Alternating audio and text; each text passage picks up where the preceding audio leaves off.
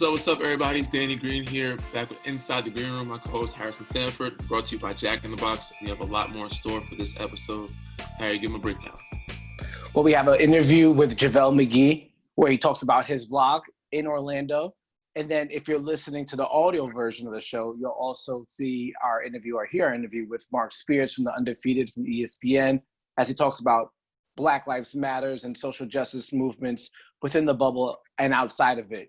But we're catching up with Danny right after the Clippers game, a win, first win in the bubble. Danny, how did it feel coming back after that win? And then if you can describe the environment in general. Obviously, we're not happy where we are as a group. We know we could have played a lot better, but a win is a win. We're going to take it, whether it's ugly or not. We're glad it's going in the right column. We're that much closer to locking in that number one home court seed, even though there's no home court here. But the atmosphere was different. It was a wild game, kind of crazy. But I think more of the fans could feel it at home and hear the fan noise from the TV screen than we can hear in the building. So the atmosphere was a lot different at the end of the game. It wasn't as erratic, as hectic. You don't feel that same energy at the end of the game or a close game that normally feel. But it was good to get a win. I think we played pretty well. They shot very well. Outside of that, I think we played well defensively. Offensively, we have some kinks here to figure out, guys, and have a rhythm. We're figuring that out. So with the next couple games, I think we'll be okay. The interesting thing about the game against the Clippers, I think you saw great performance defensively from Kyle Kuzma, which is, I know, something that you guys were hoping to get from him. And Frank Vogel's been talking about it during this training camp in the bubble, how much better he's looked. What's your evaluation of Kuz now versus Kuz then during the beginning of the season after the training camp?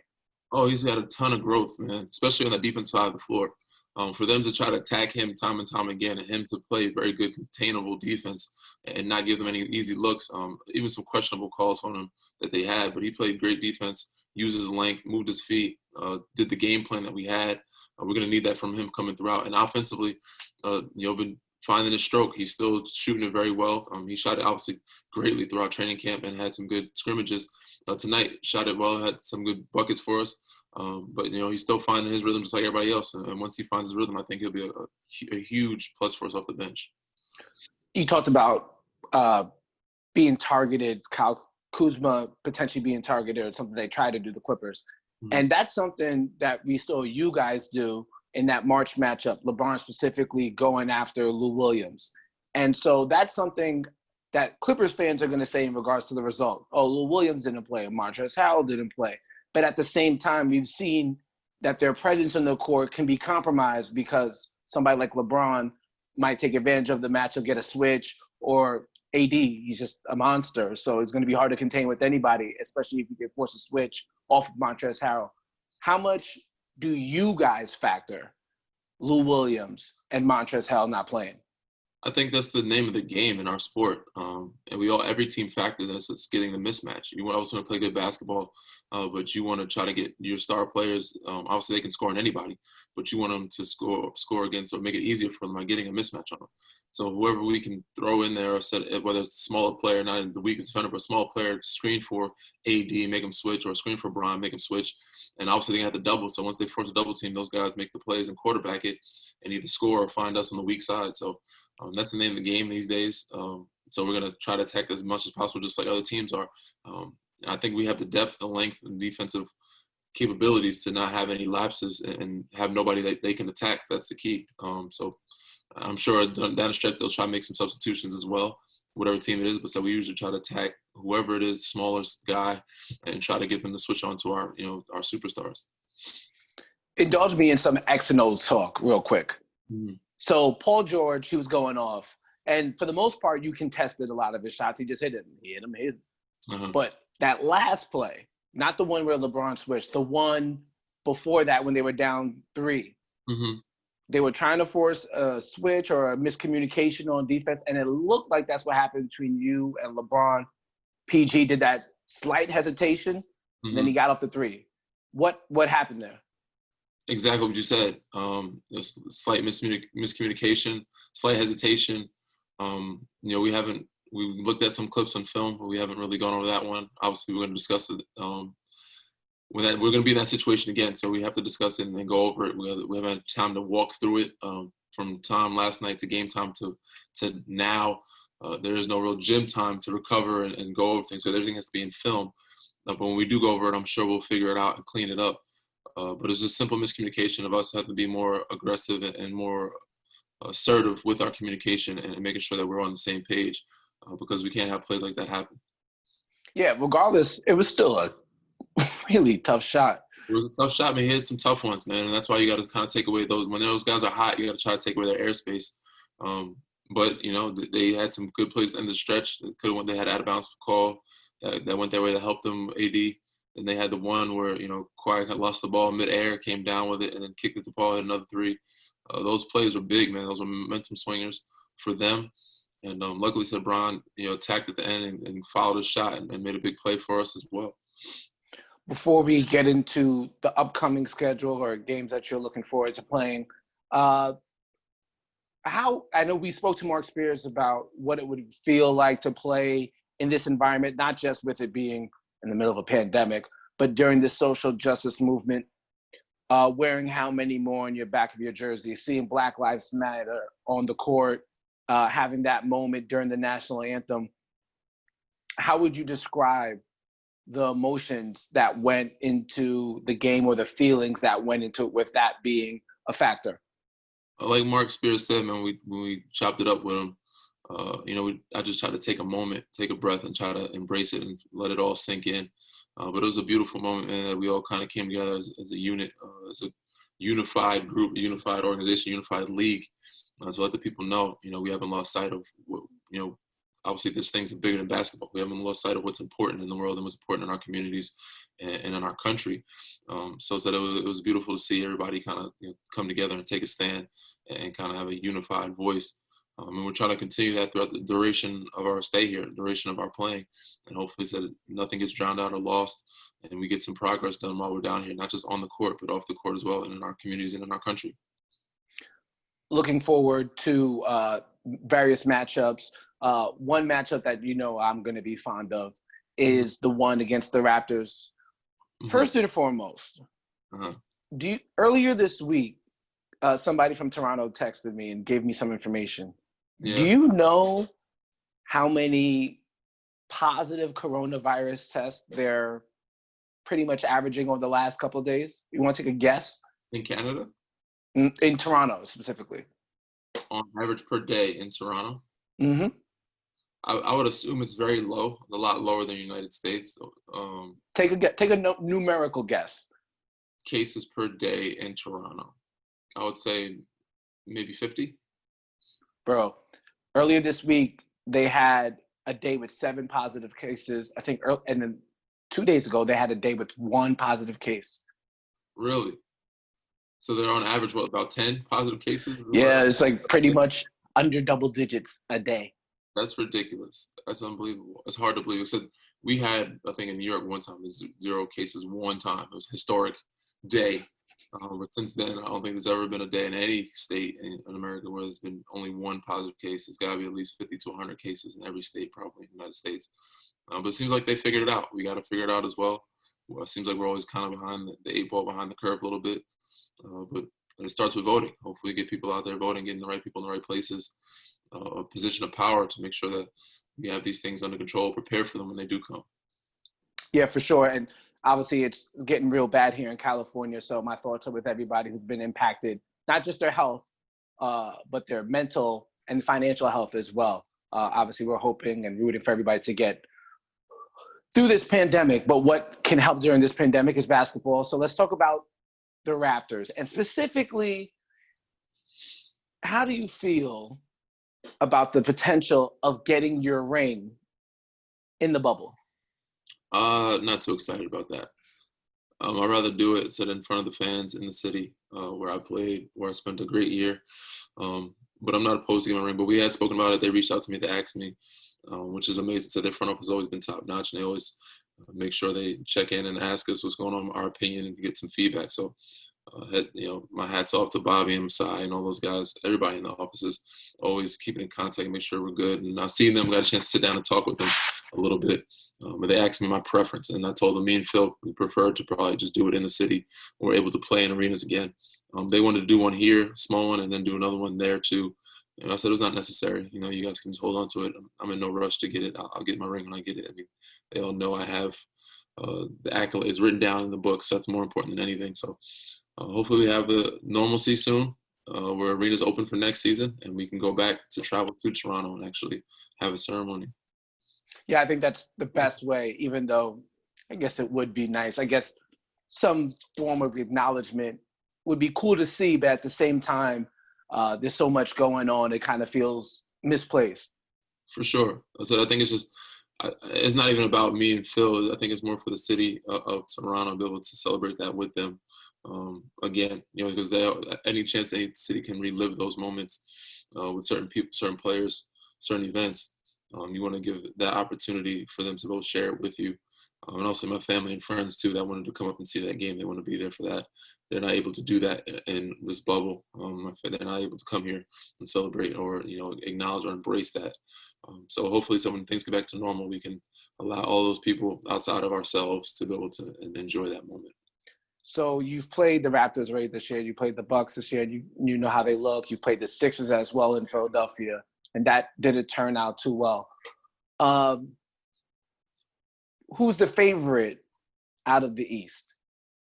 Would you consider this? Obviously, all these matchups, Bucks, Raptors, 76ers, Celtics, you can all consider them potential finals previews. Mm-hmm. But who's the likely team to be in the finals? I think from the East. Most people would probably predict Milwaukee. And if not them, I think they would like to see probably Boston. They always want to see LA-Boston rivalry type finals. But any of those teams are very much capable of getting to that final stage. Toronto, Philly, even Miami, depending on who stays healthy, who doesn't. So there's a different format here as every other day. Some guys might go hold up. Some guys might not be able to. Some guys might have to leave, you know, family matters, issues, injuries. So we just have Rondo be out for 6 to 8 weeks. So it depends on who stays healthy, who doesn't. So any of those teams can come out. But I think the most likely team that people are looking at is Milwaukee. And then behind them, you know, probably Boston or I wouldn't say Philly. Probably Boston or Philly, I guess. I don't know. They're kind of count out Toronto. But I think Toronto definitely can make some things happen. I think they can definitely be one of those teams.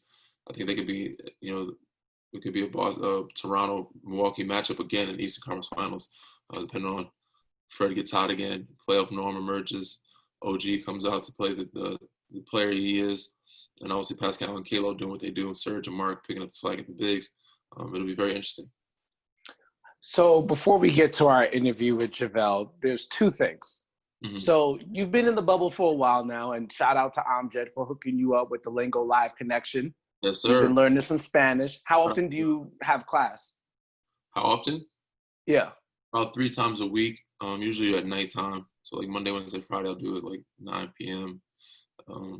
Like about 45-minute classes. It's cool, man. I got my guy Eduardo. He's my teacher. He's my professor, if you will. And, you know, it's been a good dialogue. It's first getting to know each other first. Then it's like, what kind of things you want to learn about? What kind of things are you on a day-to-day? And then we get into the basics. So right now I'm still getting into the basics and trying to memorize the basics. I probably could do some more studying. But so far it's going pretty smooth. It's going to take some time. Just little by little, but it's going to take some time for me to get there. What's the likelihood that you execute? What up? This is Danny Green. Welcome to Inside the Green Room, presented by Jack in the Box. What's the likelihood that you execute that perfectly in Spanish by the next time we tape an episode? Very unlikely. The next time we tape, depends on how long it was. You give me a month, I should be able to do it. You give me a month, I should be able to do that easily. So okay. You know, he's been pretty good, man. The fluency, I don't know what the word is, but it's starting to come a little bit smoother, a little bit better with each lesson. But I think after a month, things will become a little bit more habitual because when you're learning a language, you still think in English first, then try to translate to Spanish. Try to think, in English, what does this word mean? So he's trying to get me to not do that and not think English and Spanish, but think just Spanish lane and then English lane. And then if you do that, he says it makes it easier, but it's hard to do. Okay, and then finally, before JaVale's interview, in his vlog, you revealed that one of the things that you were missing in the bubble was cereal. Yeah. Now, I'm not going to tell you what the best cereal is. Shout out Raisin Bran Crunch. Which ones did you get into the bubble? Have you gotten them yet? I know there's like a backlog of a bunch of shipments. My Amazon shipment. Shout out to Hank. I had him. I had him on the vlog. I don't know if you ever watched JaVale's vlog, but I was talking to my guy Hank Andrew. He's our equipment manager, but also does a lot of packages. And it was funny as hell clip. I'm like, Hank, Amazon packages. Like, okay, there's cereal in this bitch, and it was just kind of funny scene. But I did get a shipment of my cereal. I did go to Amazon. Amazon Fresh is not allowed here, but we do regular Amazon. But I did get my Fruity Pebbles. I didn't get my Frosted Flakes and Captain Crunch yet, but I got Fruity Pebbles, Cinnamon Toast Crunch, and what was the other one? Lucky Charms. There you go. So do you just rotate cereals? Like you got a Monday cereal, a Tuesday cereal, a Vibe cereal? Cereal every day, bro. Come on. Or you got to change it up a little bit. We're usually on the mood. What are you in the mood for? You know what I'm saying? What's the feel? You got to have options. Okay, after a win, the day after a win, what was the cereal vibe? Or what would be if you don't have it? I mean, right now, it'd probably be like Lucky Charms or something like that. But depending, usually most nights, late nights, I use Frosted Flakes. Depending if you want something sweet or not, depending on, you know what I'm saying, Fruity Pebbles sometimes, but yeah. Okay. It's a poor choice of cereal. Frosted Flakes get soggy so fast. A lot of people would disagree. Frosted Flakes is actually a really good late night snack, and Lucky Charms is a nice little, sweet pick-me-up type thing. Okay, well, as long as you're pouring the milk first, you'll be all right. Cinnamon Toast Crunch, though, too, is a good one. Cinnamon Toast Crunch. Okay. You can't go wrong with that one. Again, just pour this milk first and you'll be good. Always pouring milk first. It's terrible. All right, that's it. We got to bring in JaVale. We'll be back with more Inside the Green Room. We got more. We got a second time appearance during quarantine. Big dog JaVale. What's up, big dog? Appreciate you coming on the show. Appreciate you having me on your show on the vlog. How did I do, by the way? Tell the people how. Amazing job. They had comments though. They were saying they wished, like, when you did the Spanish class, that you showed them a little bit of you trying to do the Spanish. I don't want to show them how terrible I was. It's still very early. I got a long ways to go. They would have loved it. What? They would have loved it. When I get better, I'll jump on and actually show them some of the Spanish class and actually how well I pronounce or enunciate words in Espanol. Yeah. So, but where did that inspiration come from? When did you start with the vlog? How did that? So I used to do it like all the time and just put it on YouTube when I was younger, like early in the league, but it wasn't a thing. Like that wasn't a thing. You didn't have YouTubers who were actually making money, and like you didn't know what that was back then. Mm-hmm. So then on my trip at the bubble, I was packing up all my electronics because I stream video games too. So I was packing up all my electronics, and I'm on FaceTime with my media director, with Devin.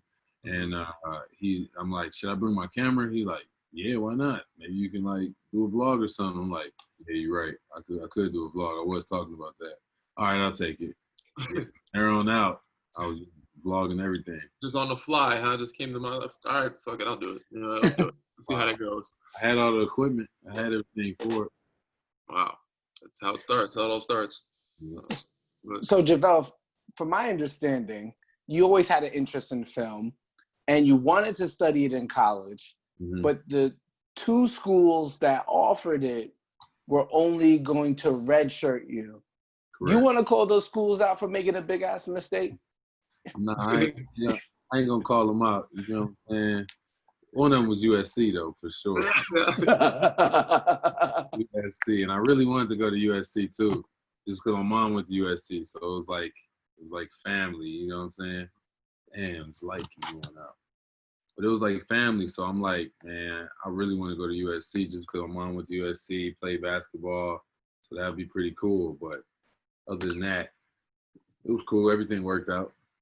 So now that you're in the bubble, obviously the focus is the games, but at some point you will have the ability to bring your family members. Is that something you're considering doing? Yeah, for sure.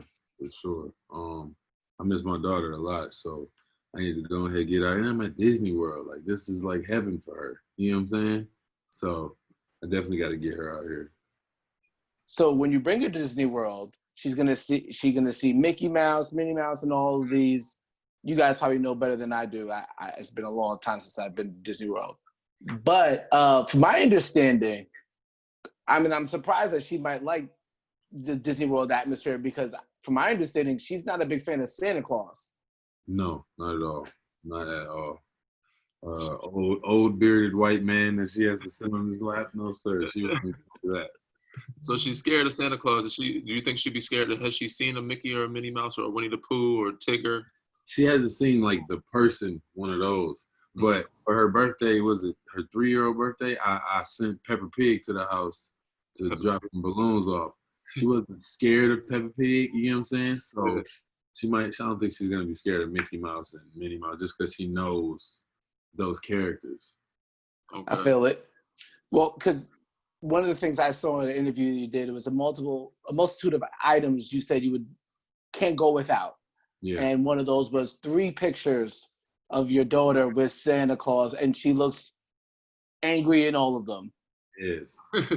every picture, it was like older, bigger, like she's getting stronger and more alert. So every time the Santa Claus, you can see the new Santa Claus is like struggling, like, damn, it's getting stronger. So I just want to get one until she's like 18, a picture of the same thing. That's dope. So she's gonna know about Santa Claus. So she's 18. Do you think you're gonna keep it going alive? I'd say probably like around 12 or 13. Someone's gonna tell her. She's gonna have access to the internet. Then she can figure it out. But I'm still making her go sit down on the Santa. For sure. I'm all for that, bro. I don't know how it's gonna work with this COVID going on. We might have to skip this year. Definitely. Speaking of, man, before we get into basketball, because so much is going on with the COVID, how has that impacted the Jug Life Foundation that you have going on? Please explain to the people first what the Jug Life is about and how it's been impacted because of COVID-19. So the Jug Life Foundation is me and my business partner, Kez Reed's foundation. We build water wells in Uganda, and we also teach kids around the country about how to live a healthy and active lifestyle by drinking lots and lots of water. Every summer we go to Africa, Uganda to be exact, and we go and see the wells that we've built. I think we've built like 5 or 6 so far. But it's an amazing thing, and I had never been to Africa until I started the foundation, and it's an amazing journey. I've never been either, man. I've always been looking forward to going there and checking it out. You'll get back to the motherland one of these days, but hopefully I get a chance to check it out. You like Uganda? Uganda is really nice there. Like outside of the nice parts, you got bad parts, dangerous parts. Uganda is really a really big country and with different aspects. Is like real Americanized over in those places too? Not really. Certain parts sort of Americanized. They have nice hotels and it's like, dude, you'll be like, okay, this is the fancy part of Uganda. But it's really a third world country for real. Yeah. But because of social media, how things have blown up over the past years, everybody's known you for the whole Shaq and the Fool thing. And we might have talked about this or touched on it last time you were on. Describe your relationship with Diesel today, Big Shaq now. Are y'all cool? Are y'all versed? Has he respected you a little more? Or is it still kind of like a little bit of tension? I don't think it's tension. It's more of just cordialness.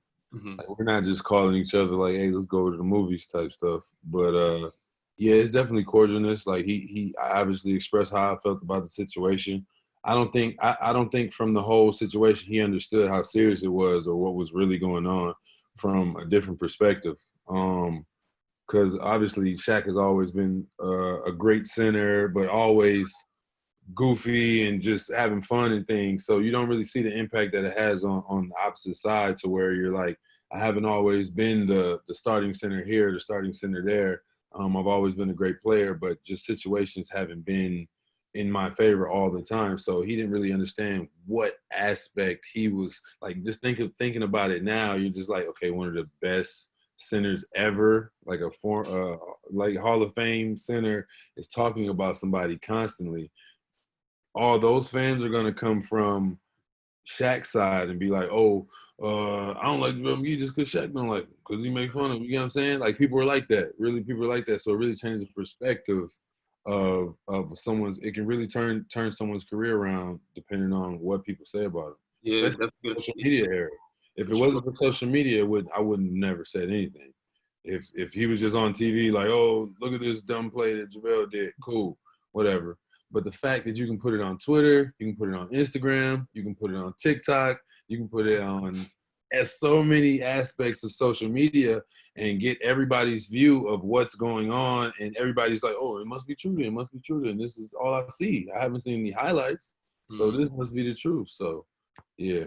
It definitely can affect a lot of people's careers from a great coming from them instead of speaking on it in a negative way, which Exactly. nobody likes. Different if it's just the reporters saying it. Definitely. Speaking of which, and I know Kendrick Perkins gets some heat sometimes because he comes down hard at players, and Danny might experiment with being an analyst when he's done playing.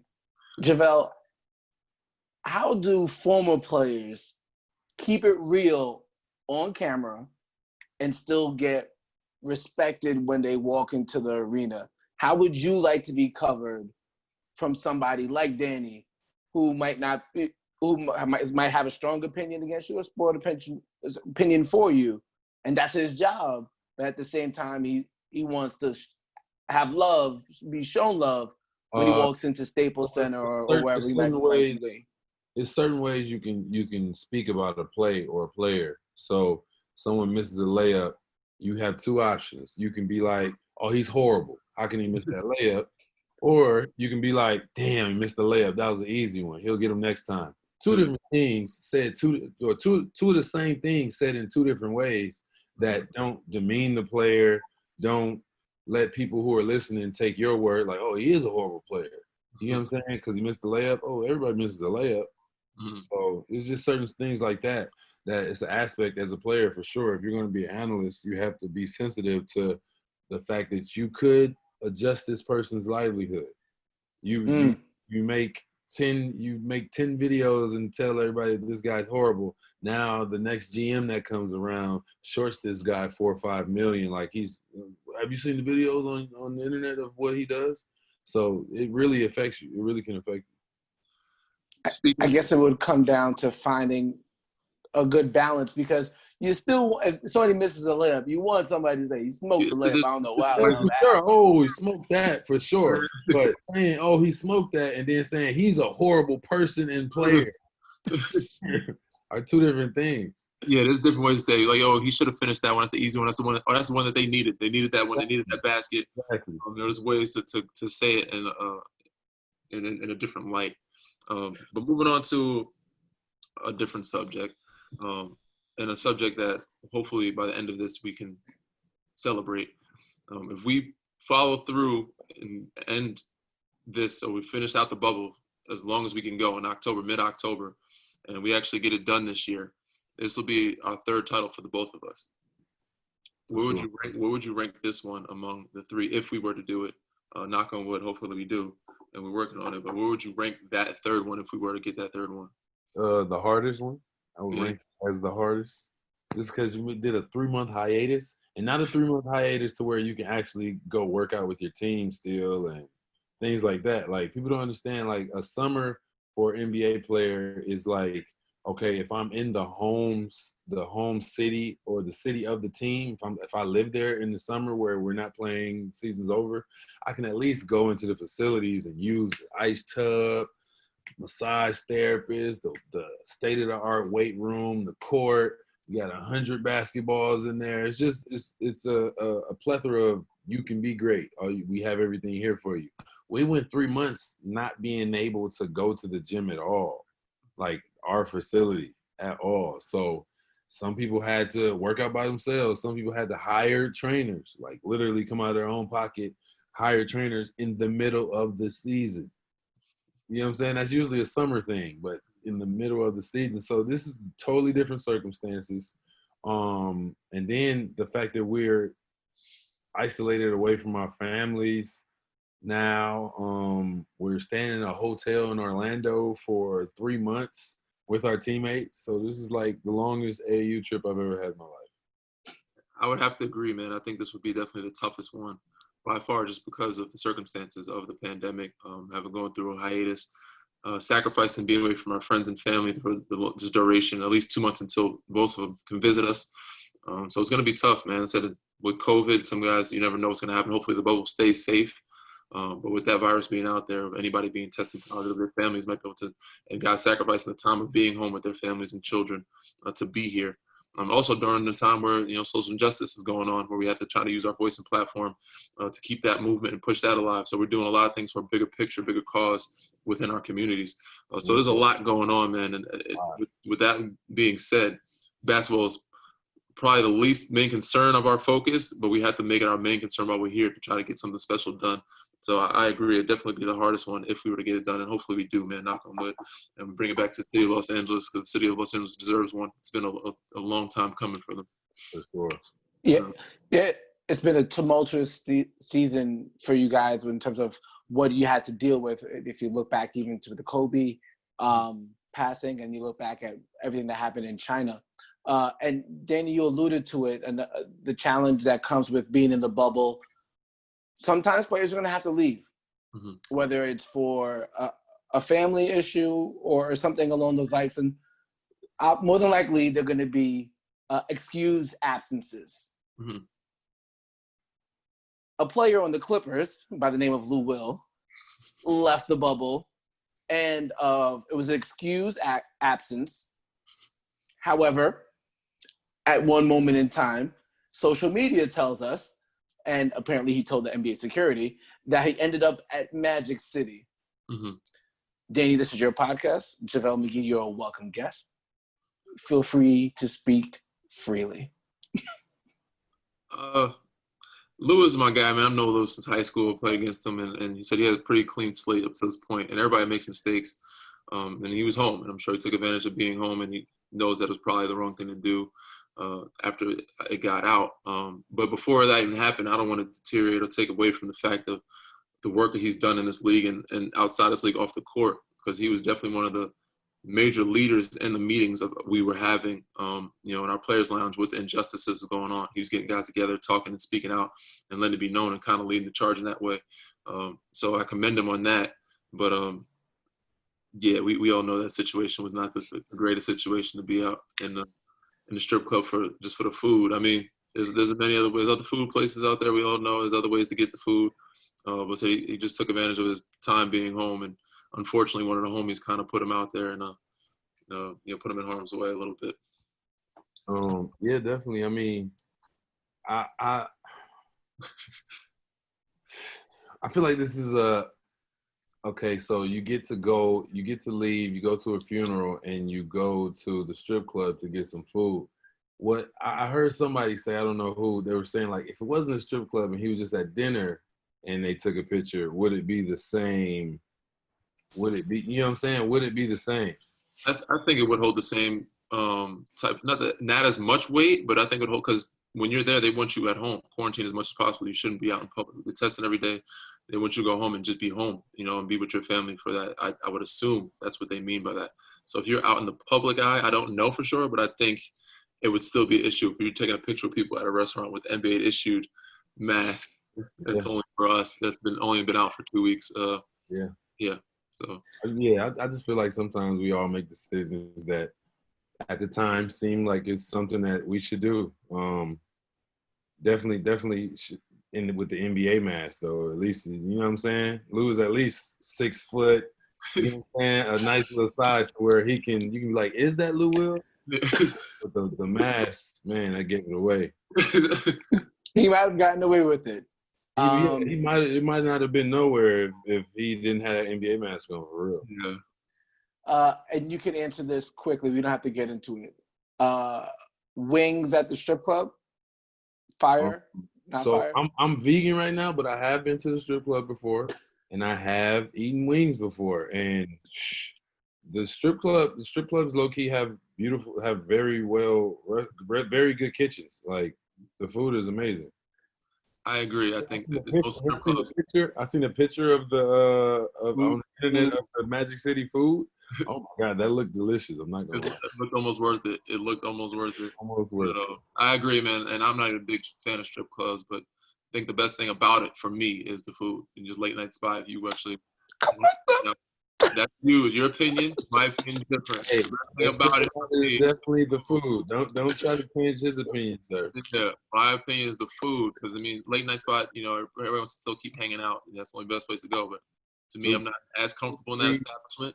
Two, It's not three, my, 4 in not the one of my morning. go-tos, Harry. We know how you get down, Dirty Harry.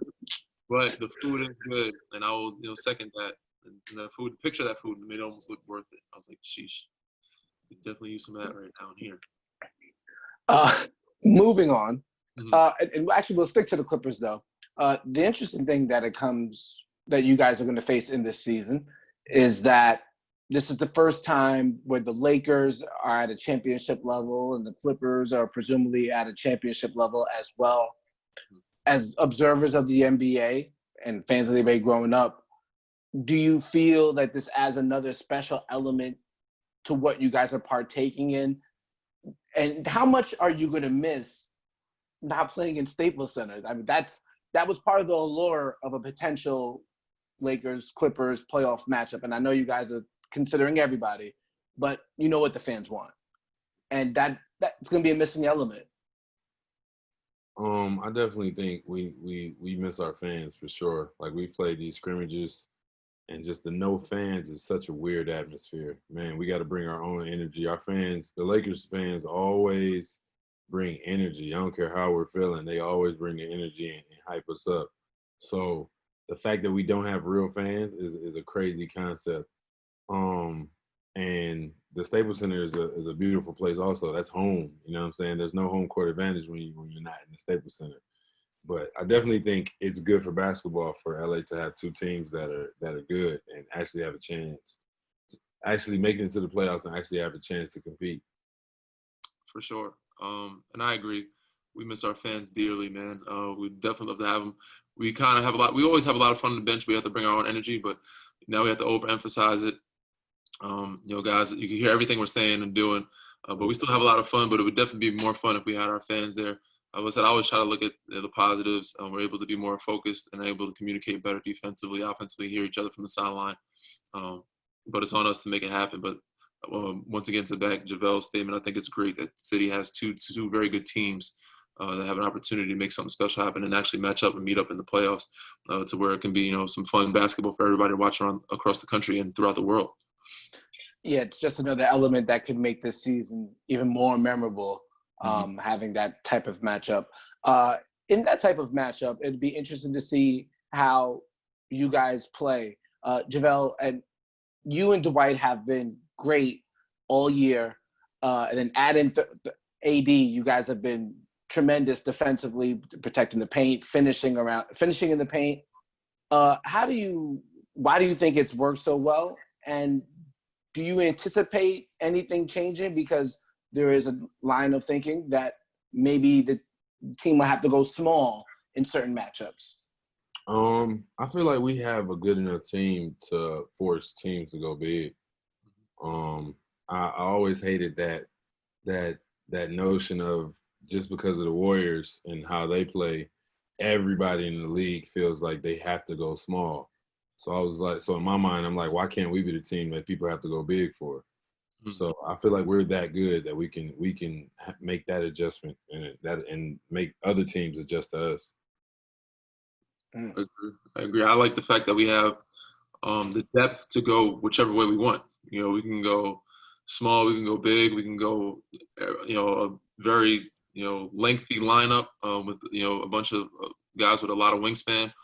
So I like the fact that we have so many different threats and so many different pieces in our arsenal that we can switch it up and do whatever we like. But I do like the fact that, we have those guys that they make the game easier for us behind us, protecting the rim, him and Dwight, and obviously AD too.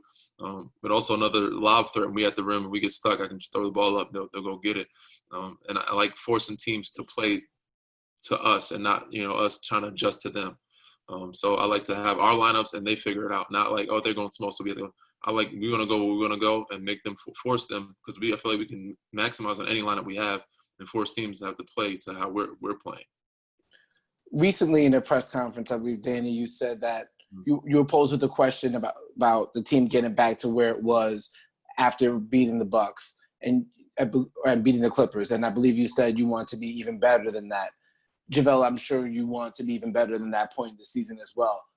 And outside of conditioning and familiarity, are there some touch points where you could truly say, okay, we're the best versions of ourselves? Maybe is it a certain mark of three-point shooting? Is it a certain defensive coverage, maybe pick and roll, transition defense? Are there certain things where you could say, all right, yeah, we're getting better. Oh, we're getting better. Oh, we are at our apex.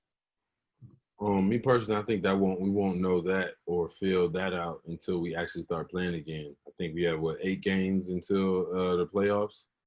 I feel like that first game we'll really see what our touch is as a team, like how we're playing, because it's a real game with real lineups and the real minutes that we're going to be playing in the playoffs and just for the rest of the 8 games in the season. So I feel like that's when we'll really know like what we need to work on. If we need to do this, get more shooting in and things like that. So I agree. But also just looking at the practice standpoint, I think our defense is ahead of our offense right now. And I think it just takes time for us to get our legs back under us to be making shots. But hopefully at this point, we're back in that type of shape. I just seen JR starting to get his rhythm back. Deion starting to get his rhythm back. Everybody else is trying to get their rhythm back. We'll see how AD is. He's been out because he got poked in the eye. Obviously, Bron is Bron always. He had pretty much good enough minutes to get his rhythm back. But so we won't know for sure until we start playing these seeded regular season games to where it's a real, for us to get the real minutes. And then we'll go from there and figure out, where we are defensively against, good teams and that offensively. So it'll be interesting to see. But I like the way our defense is right now and able to communicate, except with no fans in there. But offensively, I want to see how we move the ball and how well we get our legs under us when we're shooting it. Danny, before you ask that last question, Mm-hmm. JaVale and Danny, are you guys going to do that cool handshake that you did? Of course, bro. Yeah. You think it's going to stop now? Come on, man. Don't stop, won't stop. Yeah. Lakers records. Exactly. But speaking of, he's the big man sniper. They have did you win today, JaVale, in the game that you played with the? I didn't. Coastal one. You got to hold us down. So he's what game is this? They do a shooting game with the bigs, but maybe not in the practice or the shooting games he doesn't win, but on the court he has the big man highest percent. Well, him and Dwight have been shooting well, but 50 and 60%. They're the big man snipers, so he's been holding it down. Speaking of, obviously the fans, a lot of people know, maybe they don't know, that that you do music. Mm-hmm. We actually we don't need, but we would love to have some new music on the producing side of our show. How many threes do I need to hit in a game for us to get you to produce the podcast music intro? One game? One game, man. One game. I need 6 of them things. What's that, 18 points? And all threes? Yeah, I need 6 Hey, of them. Danny. Okay. You want we can freshen up the musical palette. Just let it off. Yeah. I hear you, man. Nah, your beatboxing day is over, bro. And the intro of you, he used to have. Well, I used to try to beatbox. Oh gosh. We used to have an intro. We used to have a instrumental, and then he would also intro the guest. I don't know when that stopped, but it was bad. It was we couldn't bring it to LA. It wasn't terrible, but it wasn't good. And he had the intro. He tried to, like he was an NBA game, but he have his little bars. It didn't go well, so we had to cut that part out. So we need some different, better music intros. That's funny.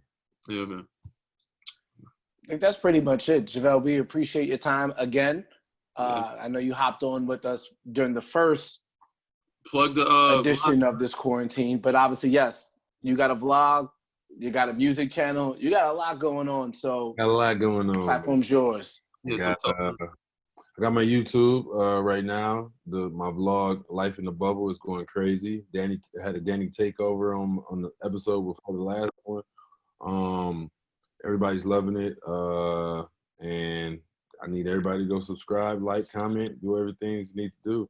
Read, rate, subscribe, review, all those things. And then, of course, you got the Jug Life, and then, of course, you got the music. So, hey, JaVale, Danny and I actually talked about this.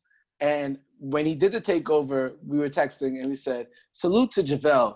Because some days you just don't want people all up in your business. Like, it doesn't matter what you're doing. You just don't want them in your business. Yeah, So are you committed to continuing the vlog?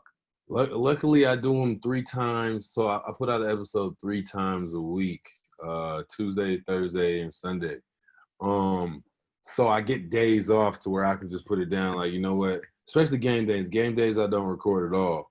Because I'm locked in. It's basketball and basketball only. I don't need to be carrying around the camera worrying about storylines and things like that.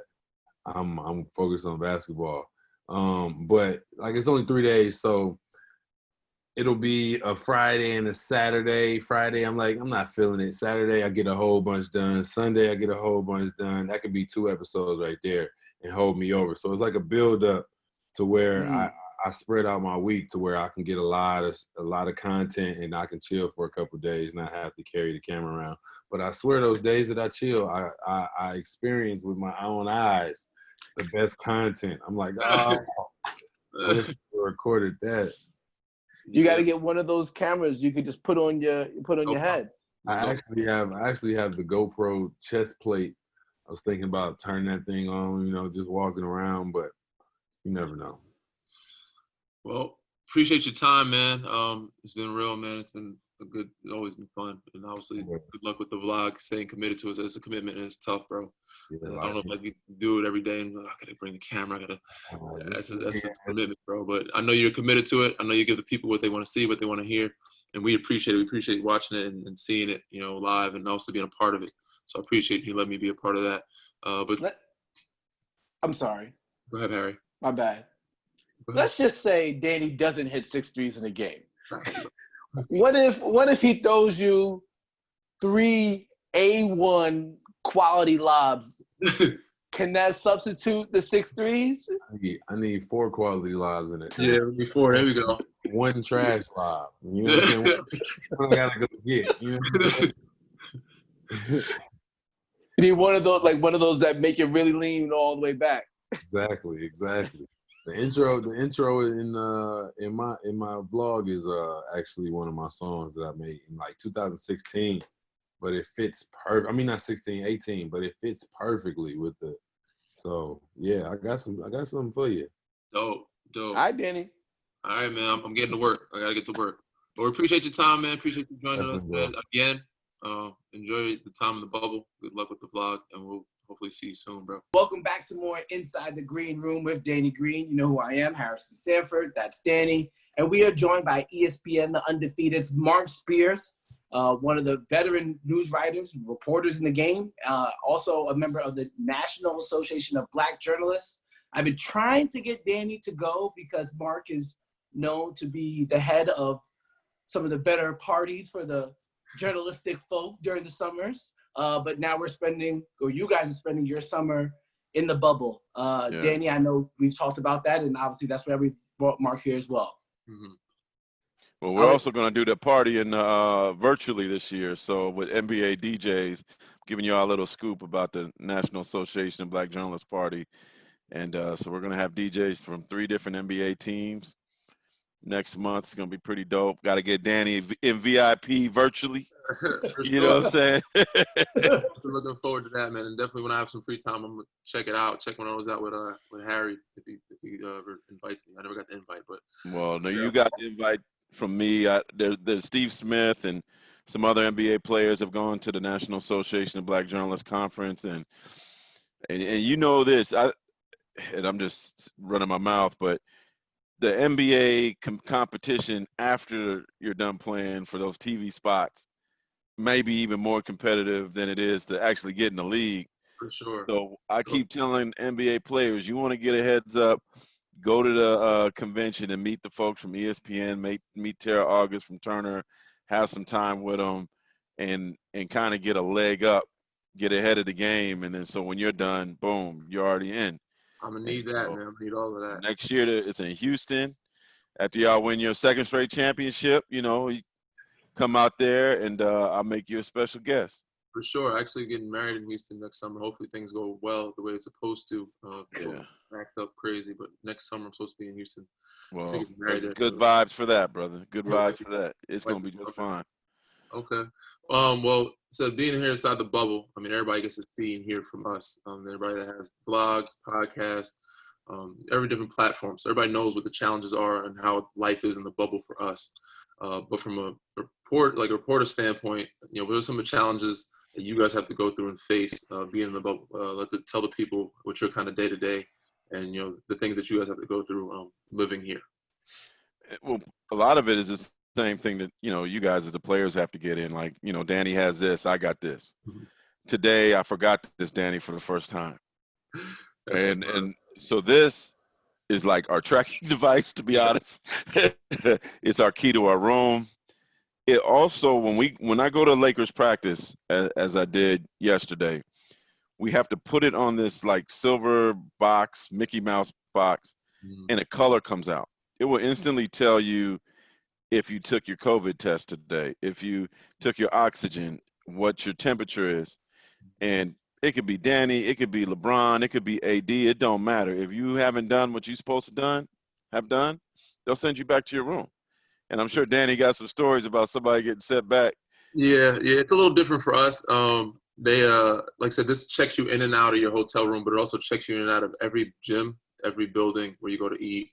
And it's a little silver box, and when you're checking in and out, if it goes green, you're clear. But if it goes blue or something else, or keeps circling, that means you haven't done the My Health app that we have to do every day, every morning. It means you haven't done your My Health app updates, which means a lot of times they have somebody there to take your temperature and oxygen right there, so that plug it in. But you can't go until they take your temperature and move forward. But so this is kind of a tracking device. Now they got everybody, they're sending everybody's numbers out. Like there's a number inside the band, so they have everybody list the numbers. I guess just keeping tabs on what everybody's doing, where they're going, and who's supposed to be here, who's not. So. But you know what, Danny, I don't mind it because, and tell me if I'm wrong, I think this is the safest place on earth for a black man right now. The safest place on earth for anybody. Like anybody, man. Nobody getting in, nobody getting out. They're keeping very close tabs on everybody here who's leaving. Nobody's sneaking in, nobody's sneaking out. No, man. Like they think y'all got some like underground rail, bro. No, they got people everywhere. And I actually interviewed Rosalind Durant, who runs Walt Disney's World of Sports. She actually started the job 2 days before the pandemic. She's in charge of all, black woman, in charge of all the arenas and stuff here. I interviewed her on our premises the other day, and she said, I wish I could hug you. I'm a huggy person. That's, just how I am. I'm Southern. So I was like, oh, I'm cool with it. And she goes, no, there's cameras everywhere. I was like, oh, I better tell everybody that. If the lady from Walt Disney World of Sports tell me there's cameras everywhere, people better be careful, man. Like, the Big Brother is watching here for sure. But very seriously, yep. But they got it, man. Look, I'm gonna put them out there. They got it way better than us, bro. They got restaurants. They can go to different hotels. They could get hot food. They can order something. If I go outside my door, I could see this restaurant. Danny, it's like the one by the water. You know what I'm talking about, right in front of you. We can't go in there. I just watch them go eat, walk in and out of there every day. What about siesta? Are you allowed to go to siesta? We can't go nowhere. Oh, so we don't have no restaurant, just no bar. Area that you guys have, that little lounge that you guys have.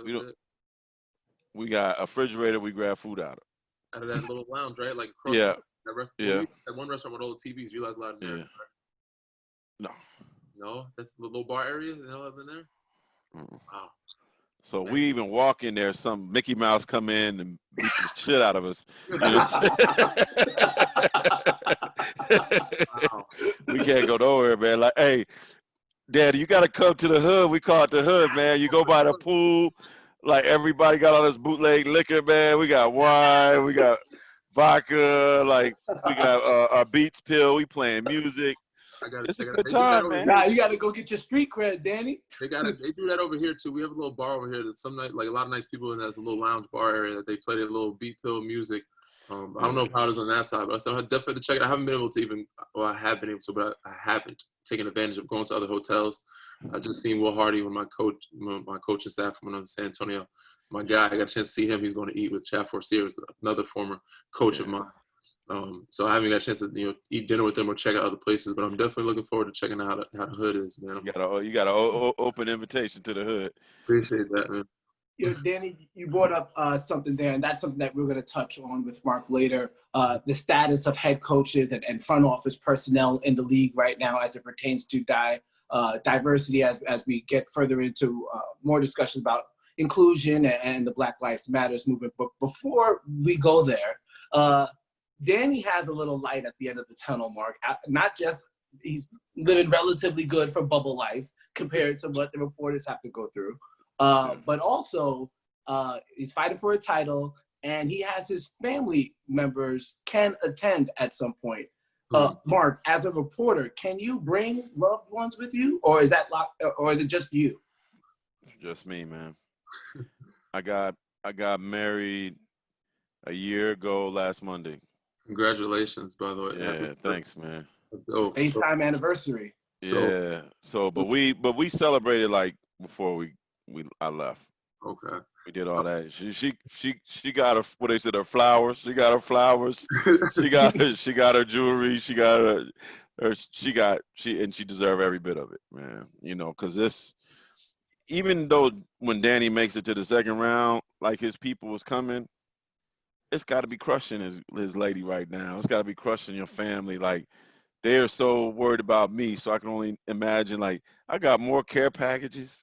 Yeah. I got enough snacks for the whole department. And I got all the new snacks. You know what I'm saying? Whatever you want, I got it. And it's love. Like, my mom calls me and like worried, and I'm like, but now, Danny, as you know, Harrison, as you know, when you seeing the results of the test, like, I'm glad I'm in here, man. Like, hopefully I'm here to the middle of October, and that when we walk out of here, things have calmed down. Yeah. But, for me, I had no problem taking that test every day. I keep watching the news, and it's scary. Like, I don't want to leave. And despite what I'm missing on the outside, chicken wings and all, you know what I'm saying? Magic City wings. Yeah, man. Yeah. I'm good, man. I feel like this is like, shoot, man. Like, I'm literally, like, after being in here, Danny, like, hearing my friends say they're getting COVID tests and here 18 days later. Like, what does those results mean? 18 days later, it's worthless. Like, we're blessed in here, man. We are blessed every day to get the treatment that they're giving us. Results every day. I said get them back soon, but they said this is definitely the safest place, I think, right now in the country. Yeah. The NBA has done a great job going above and beyond, making us feel as comfortable as we possibly can, but keeping us as safe as we possibly can. Hey, Danny, let me ask you this too. What you just said, would you have said that the day you walked in, or do you think, like, after a couple of days you're like, okay? Because I think everybody, until you're here and you see it, it's really hard to understand how amazing scientifically and historical this is. I thought, no, from the jump, I thought it would be safe. The way that they were handling it, I honestly thought it was too extreme, some of the things that they were doing. I thought we were testing it right beforehand, and then finding out everybody's negative, and testing we got here, and then quarantining. It made sense that everybody would be clear of it. So to me, it didn't make sense that we needed to test every day. But now that they've explained how the virus works and how they can detect it and how sometimes it's undetectable at times, it makes sense why they're taking precautions to do it every day and catch it. If anybody comes close to having it, they can quarantine that person and not let it spread. But I thought from day one that it would be a safe place coming here because they're testing everybody before they come here, testing when everybody gets here, and then they quarantine people. When everybody had any results, they would quarantine them longer here or send them back home. So I didn't have any doubts of it. I think most people just doubting the rules. Instead of not having to see a family member for 2 months, testing every day, just being stuck in a bubble, not having access to certain things. Guys were like, man, how are they going to do this? How's it going to work? And we can't, it's going to be hard to live. It's going to be a real sacrifice. But when you're here and you go through about a week of it, it becomes habitual, daily thing, and you're just used to it. And it's not really that crazy. So it's kind of like camp. So yeah, the bubble's got more populated since you guys came off quarantine. So we have seen people say hello. Guys are doing more things, opening up. Bowling's opening up, fishing, golf. Guys love that. And you said that some of the restaurants now are able to go to different hotels now to check out different stuff. So it's been cool, man. But just looking forward. I think a lot of guys are looking forward to having that little break to have family and friends or close Hey, loved ones come in after that 2 months, man. So, but I'm a mess with you on this. You ready? mm, Harrison, you ready? Oh, I'm in it. I'm ready. So imagine Game 7 at the end of the first round. You mhm. got family members from both teams quarantined and trying to get in. Somebody gonna get their feelings hurt. Somebody, lady, your mama gonna be mad. Like, imagine there gonna be potentially people quarantining that could get knocked out in the Game 7 and can't get in.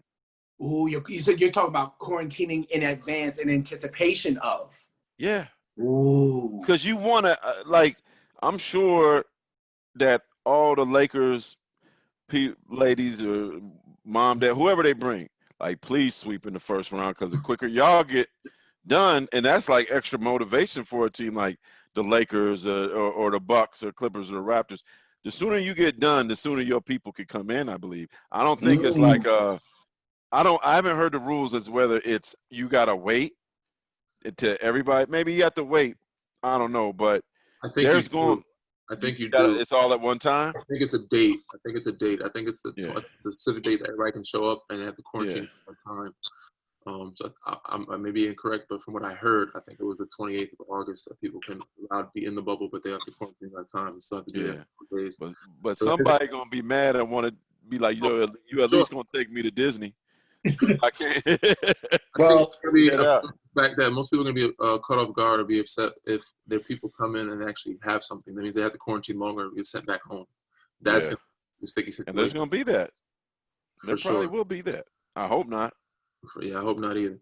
But on another subject, on bigger matters, the bigger picture of what's going on, a lot of guys have been active here of having meetings, and we've been discussing social injustices and things going on and what we want to do, what kind of statements we want to make moving forward, of keeping everyone's name alive and certain emphasis of voting, and Breonna Taylor, and there's a million other names we could pick from the hat that have been done wrong and deserve justice. Um, being a black man in America, I mean, what has stood out to you about this generation's athletes, particularly during the Black Lives Matter movement? Well, first of all, and I know you. I can't wait to see you in that jersey that says how many more. Mm-hmm. Like tomorrow, forgive me if I cry tomorrow. Yeah. Forgive me, Mm-hmm. because to see a white man wearing a jersey that says Black Lives Matter on it, to see you having something that says how many more, to see, which I've been told, 20 international players wearing stuff from different languages that, you know, Luka is going to wear something in Slovenian language that means equality. And some kid in Slovenia is going to see it and be inspired by it. Like, all due respect for the guys, and there's a lot of stars that decided not to. That's their prerogative. Mm-hmm. It's okay. But for the people that did it, I think when you put that jersey on tomorrow, Danny, it's different, man. It's gonna be special. Your people back home are gonna see you wearing that jersey when you run by the sign that says Black Lives Matter. That's special, man. So thank you for wearing that jersey. I think y'all gonna like warm the hearts of the world. I truly believe that there's gonna be some kids somewhere like, this isn't my generation where we didn't have these. I had Encyclopedia Britannicus. You know what I'm saying? Like, that was my Google search. But there's going to be some kid who lives in a racist environment or a cold environment, or maybe be a product of their environment. Like Sam Presti said, he never met anybody black till he was in the 5th grade. And look how, deep and dope Sam Presti is. It's going to be an educational thing. It already has been. I mean, you guys have been more than amazing. As Alvin Gentry said yesterday, the LeBron Jameses and Chris Pauls of the world are not going to let this stop. Danny Green's not going to let this stop. I expect that when we get to October, that the same fire that these guys have in exhibition games that they're going to have tomorrow will be loud, and we're going to hear Breonna Taylor and I don't think it's gonna. I am so proud of the players, man. So proud of the players.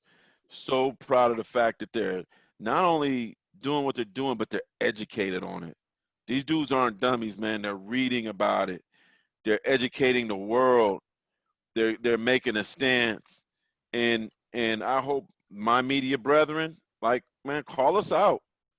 If like some of us have been called out for like, okay, I mean, we have to do our jobs. We have to ask you about the game. Luckily, as a writer for Undefeated, I care more about the social injustice, fighting against that, and Black Lives Matter. But I think the media's done a good job so far. I think the players have done an outstanding job. So, man, I'm thanking you, and as a black man, thank you in advance for all of you guys for wearing these jerseys, for yelling at the press conferences, for educating the world. There is no bigger social movement than what's going on here in the bubble. And I thank you guys. And, you know, all my brothers that are on the outside calling me, man, so you guys are doing more than you know. So thank you. Yeah, man. Really no thanks necessary, man. Appreciate you guys, you know, backing us and everything that we've been doing. Yeah. But you know, it's been a true honor just to be able to be in this position. You know, to be able to be on the forefront of we don't know, for some odd reason, everybody looks to us, even if you're not a superstar.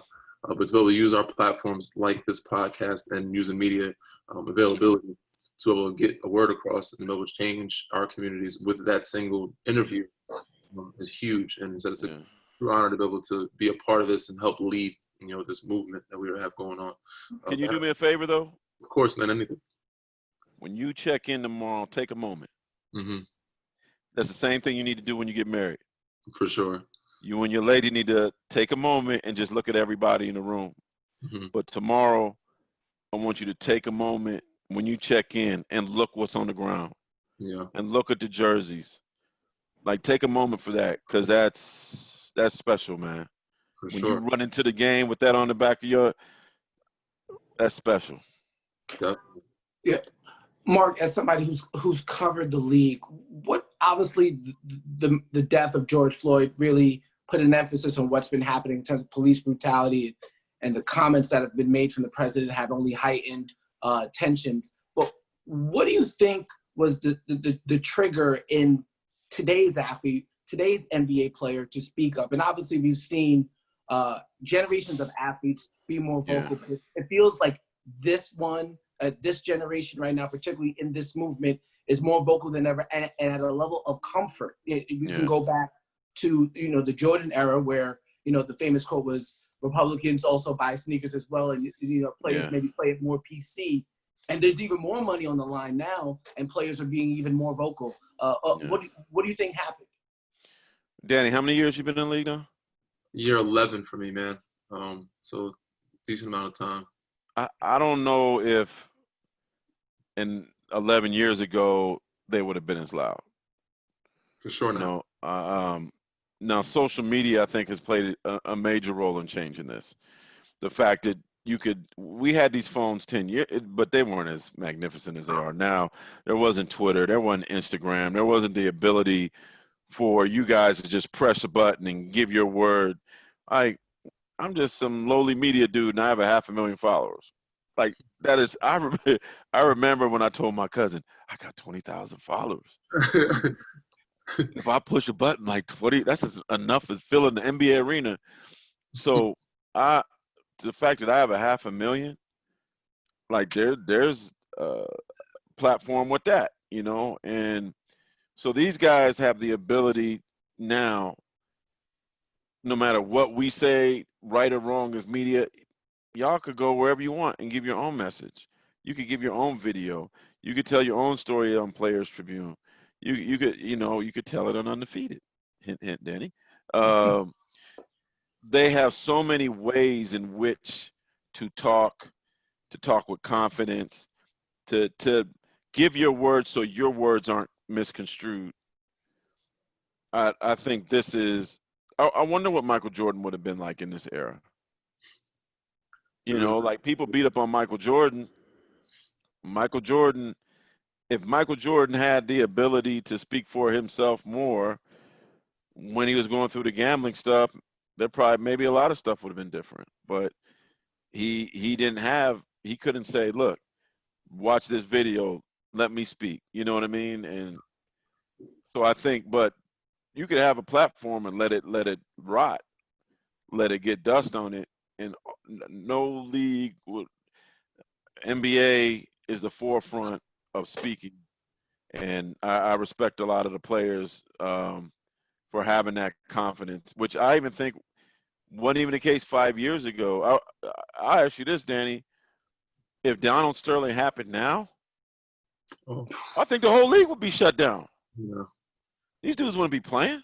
He wouldn't have lasted as long as he did. He lasted a lot longer than he did. Yeah. They would have had him out of there sooner. The Clippers wouldn't have played. Warriors wouldn't have played. Danny, I don't know. I'm trying to remember who you were playing. Maybe Cleveland at the time. No, I was in San Antonio. You were in San Antonio. You guys wouldn't have played. I can't imagine Pop right now. Yeah. But I think that's a sign of the times, and social media has certainly changed a lot of that. Yeah, we're more than thankful for social media allowing everybody to have a bigger voice. Marc, with the slight flex here, I'm still working on my numbers, but but it's all good. Hey man, you're a lot younger than me. You good? I got time. Yeah. Marc, before we let you go, I know you've been working on a book with Gary Washburn on Spencer Haywood. Can you elaborate for our audience what it is going to detail? And then, Danny, after that's done, I guess we'll tell our fans goodbye. For sure. Spencer Haywood has one of the most incredible stories I've ever heard. You're talking about a guy from small town Mississippi who was literally picking cotton as a kid. Credits the way he picked cotton as a kid and him becoming a great rebounder. Dealt with extreme racism. When JFK died and he was working at a golf course with a bunch of other black boys at all white golf course, they hit golf balls at the kids, including him, to say, yeah, you know, that nigger lover died, so we're going to take it out on you guys as a celebration. This dude ate a roadkill. He killed stuff with bow and arrow. His story's crazy. And he was married to Amon. And he was like the only NBA player I know that got kicked out of the playoffs for drug use. Kicked off. The 80 Lakers, I think he was on that team. He got kicked off the team for drug use. Like, his story is absolutely crazy. And we wrote it. Myself, Gary Washburn. It comes out October 6th. In fact, I want him to be a guest with you guys. Say less. Dope, man. For sure. We had to get him. He's a character and a half. I'm sure you guys met him already. But I collaborated with Gary Washburn from the great writer from the Boston Globe on it. And I'll say this, Danny, and Harrison, that's our first book. I've been covering NBA over 20 years. Gary's been covering NBA over 20 years, and it's our first book. So I hope. David Aldridge told me the other day he never has been offered a book deal. David Aldridge. Wow. So my hope, even with this little book that we're doing, is that people could see like black writers can write books too, man. So I'm hoping more players, more athletes give us the opportunity to tell their stories, and it for us to do this one as our first one, I'm really, really proud of this, and I hope people get to read it. Congratulations, man. That's dope. Thanks. Is there a certain specific place that people need to know to find it or where to get it? Amazon. Okay. Everybody got that app. Yeah, Amazon's blowing up. Just put Spencer Haywood and it'll come up. You'll find it easy. But it comes out October 6th, and I'll make sure y'all get a free copy, man. I appreciate that, man. I'll give you some bubble reading. I'll for sure read that one. I don't read many books, but I'll for sure read that one. Yeah. Before we wrap it up, man, I know you might have wanted to take the floor or the opportunity to ask questions yourself. So if you have anything for us, man, go ahead. If not, we'll tell the listeners to read, rate, subscribe, review, all the terms that I use to tell people to tune in. Well, one, congrats on your podcast. I think it's amazing. I think it's dope. You guys are good. I think my biggest question to you is, for with a player on a team that is expected to win a championship. Mm-hmm. I'm gonna keep it on the social justice front. Okay. How do you guys keep from getting fatigued? How do you keep coming up with something new? How do you the same life that you're gonna have tomorrow night? Mm-hmm. How do you have it October 13 in Game 7 of the finals? That's a great question, man. But we for sure, I would say competitive spirit and atmosphere, we kind of don't want to get too close to everybody around here, you know what I'm saying? But it's only natural that because we know everybody, we've grown up playing against each other for years and years to come, that we're going to hang out and see each other. But we also have meetings as you know, try to do them as often as we can, as a front, like a unit, not just, you know, each team, but each hotel and either other hotels that come across. So whatever we do tomorrow, we plan on doing for the duration of the time that we're here. And as that time goes on, it's not just for regular season, not just for play, but the duration that we're here. And as time goes on, we're gonna have some more meetings, we have some more discussions, and it may not happen as you know, a whole unit, as the whole bubble, but it will happen as different teams will come up with different things that they do within their organization that they can, you know, portray to the audience that we want them to feel or see. And so we're using our platform and media availability to do that. So we expect to try to keep that alive, what we're doing, and add more things each time that we, you know, with each game. But we definitely, I think, going to make a good stand and statement tomorrow, and hopefully keep that alive throughout the whole duration that we're staying here in this bubble. All right, I got 2 quick questions. Go ahead, man. One, Harrison, you've seen it. Y'all bench is live. Yeah. And I think it's brilliant because, tell me if I'm wrong, Danny, at the games, it's like playing in the library. Yeah. It's quiet, man. So I actually think the Lakers bench has been smart. And I don't know if you guys are just that's your natural energy or you're doing it on purpose, but I feel like y'all fun on the bench, whether it's the starters or the guys coming off the bench, is really energizing your team. And something that I think you have to have it every game to keep from the doldrums of feeling like you're playing in a library. Yes, it's more. We are always like that on the sideline. It's more natural, but we're definitely making an emphasis to use the advantage of letting our defense know what we see and offensively what we see, but also giving our guys that energy. And that's the only way we can stay in the game. We're not as tight or close to each other. We always have fun on the sideline regardless. When we got to score basketball, now we feel like it's a good time. Maybe we hear it more because of the situation, right? It's the same thing. But, you know, to keep our bodies, minds into the game, we're on the sideline, you know, and also keeping our guys encouraged because they're not getting real fan noise. They're not getting real, you know, encouragement behind them to get their adrenaline going. But if we have us there, you know, yelling and screaming for them, letting them know how much these players mean or how big of a play that might have happened, you know, to keep them going, keep them alive. So we definitely make an emphasis, but that's just us. You know, we always have that natural where we, you know, back each other and you know, bring that to the game. But it's just, I think we need that more now and to use it to our advantage, defensively especially, to you know, help our defense be better. And my last question: what did you buy for your room that people would be surprised about, but you like, man, no, I need that? And I answer this too by saying, I told y'all before, I got an old school coffee pot. I grind my own beans. I make my own coffee every morning. Wow. I had to have my own coffee. I got an old school hot plate my mama sent me because our food they get is cold. A lot of times are lukewarm. And I had some chicken. I need my chicken crispy, man. You get your crispy. No microwaves? No microwave. Oh. But I got a toaster oven, so I need it crispy. Hey, Danny, but here's what I got. Mm-hmm. I got my wine refrigerator. Okay. Josh Hart actually gave me that idea, so I'm good. But what do you have that somebody be like, dang, I'm surprised you like? I think coffee or wine refrigerator for me, but what is it for you? So we got lucky. We were provided some microwaves, so we didn't. And my dad suggested you should get like a Foreman grill, a little hot plate or something. I'm like, I'm good with the microwave, man. And we get pretty good heated food when we go to eat at restaurants or down in our team rooms.